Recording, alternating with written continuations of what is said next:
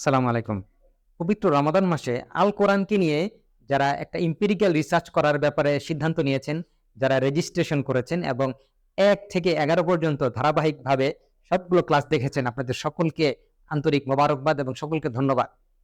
আমরা ইতিপূর্বে একেবারে সিম্পল ব্যাপারগুলো থেকে নিয়ে অর্থাৎ রিসার্চের যারা রিসার্চ করতে যান তাদের যেসব বিষয়ে সমস্যা হয় সেই প্রত্যেকটা বিষয় আমরা ভেঙে সুন্দরভাবে বোঝানোর চেষ্টা করেছি এবং অনেক উদাহরণ আমরা সৃষ্টি করেছি এবং আমরা হোয়াটসঅ্যাপ গ্রুপে আমাদের যেন ইন্টারনাল যে হোয়াটসঅ্যাপ গ্রুপটি আছে সেই হোয়াটসঅ্যাপ গ্রুপে আমরা অনেক কিছু আমরা শেয়ার করেছি, অনেক বই, ফুল টেক্সট বই, তারপরে আর্টিকেল, এরপর হচ্ছে অনেক রিসার্চ আইডিয়া আমরা শেয়ার করেছি এবং যারা রেজিস্ট্রেশন করেছেন তাদের সকলের সাথে আমি ব্যক্তিগতভাবে ফোনেও কথা বলেছি এবং অনেকে রিসার্চ আইডিয়া শুনেছি এবং সবচেয়ে মজার ব্যাপার হচ্ছে যে অনেক মাল্টিপল ডিসিপ্লিন থেকে গবেষকরা গবেষণা করতে আগ্রহ প্রকাশ করেছেন। আপনাদের ধন্যবাদ।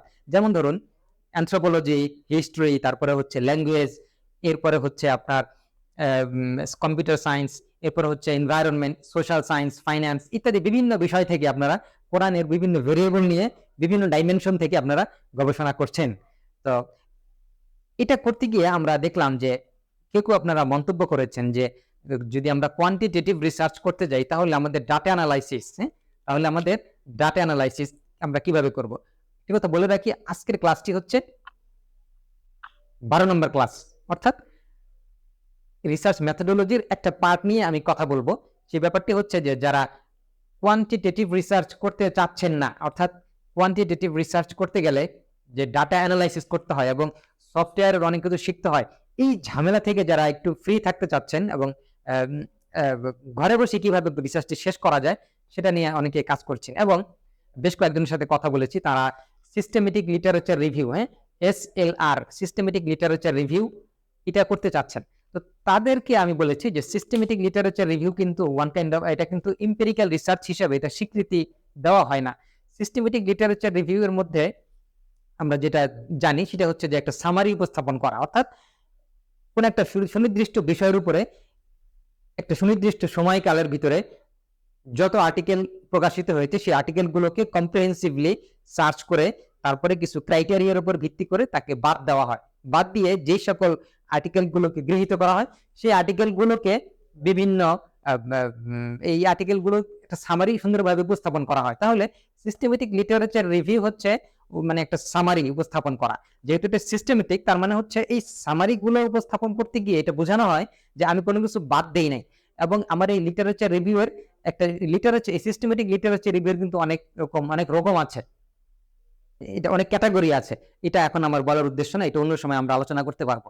শুধু এতটুকু বলতে চাচ্ছি যে যারা লিটারেচার রিভিউ অথবা শুধু রিভিউ অথবা লিটারেচার রিভিউ অথবা সিস্টেমেটিক লিটারেচার রিভিউ, তিনটার যে কোনো একটা যদি আপনারা করেন তাহলে এটা কিন্তু তিনটাই কিন্তু এক প্রকার রিভিউ টাইপের আর্টিকেল এবং এটার স্ট্যাটাস কিন্তু এম্পিরিক্যাল রিসার্চ হয় না। তাহলে আমরা কি করতে পারি? আমরা তাহলে কন্টেন্ট অ্যানালাইসিস করতে পারি। তাহলে আমরা কন্টেন্ট অ্যানালাইসিস করতে পারি।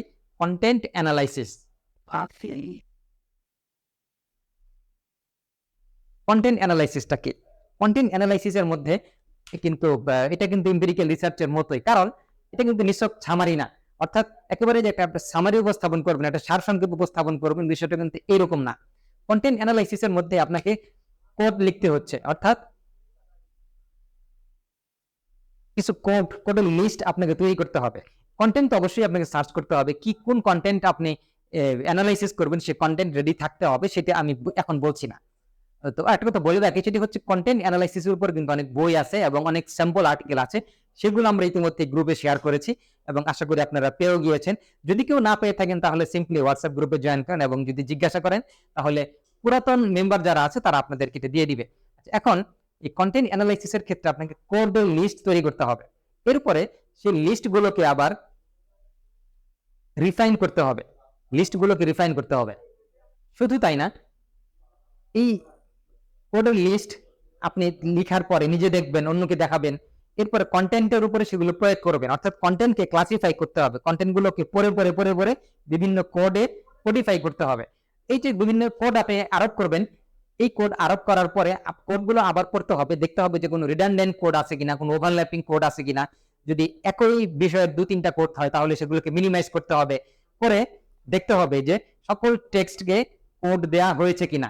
এরপরে এরপরে যেই টেক্সটকে কোড দেওয়া হয়েছে সেই কোডের টেক্সট, অর্থাৎ কোডের টেক্সটগুলোকে এই কোডের টেক্সটগুলোকে পড়তে হবে যেন কোনো সুনির্দিষ্ট প্যাটার্ন আমরা বুঝতে পারি, অথবা কোনো কনসেপ্টগুলোর মধ্যে অথবা কোডের টেক্সটের মধ্যে কোনো রিলেশনশিপ আমরা খুঁজে পাই কিনা সেটা দেখতে হবে। তারপরে হচ্ছে দেখতে হবে যে কোনো ট্রেন্ড আছে কিনা, এই কোডগুলোর মধ্যে কোনো ট্রেন্ড আছে কিনা। মনে রাখতে হবে আপনি এই যে কোডের টেক্সট পড়বেন, পড়ার সময় কিন্তু রিসার্চ কোয়েশ্চেনকে মাথায় রাখতে হবে। এই রিসার্চ কোয়েশ্চেনকে মাথায় রাখতে হবে। রিসার্চ কোয়েশ্চেনকে মাথায় রেখে আপনি একটা মিনিংফুল মানে এই পুরো কার্যক্রমের মধ্যে একটা মিনিং খুঁজে বের করতে হবে যেন আপনি রিসার্চ কোয়েশ্চেনের অ্যান্সার দিতে পারেন।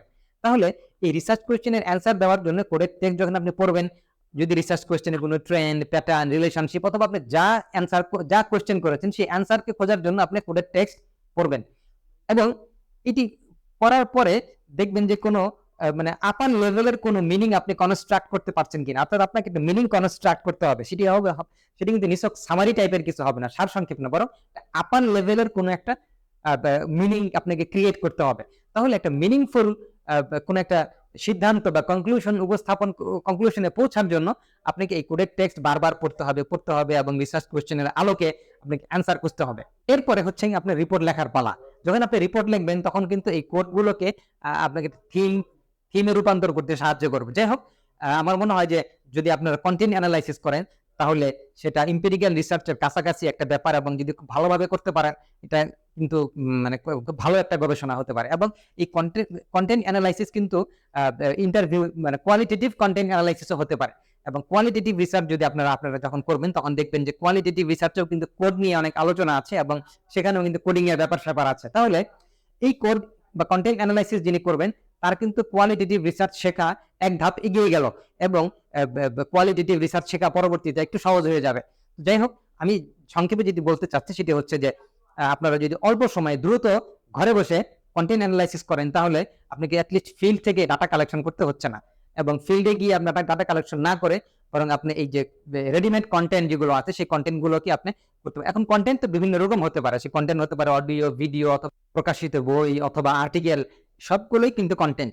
তো কন্টেন্ট অ্যানালাইসিস করতে গেলে আপনাকে তুলনামূলক কম পরিশ্রম হবে এবং একটা এমপিরিক্যাল রিসার্চের মতো কিছু করতে পারবেন, এবং সেটা সিস্টেমেটিক লিটারেচার রিভিউর মতো সামারি হবে না, বরং একটা উচ্চতর ধারণা আপনি সৃষ্টি করছেন।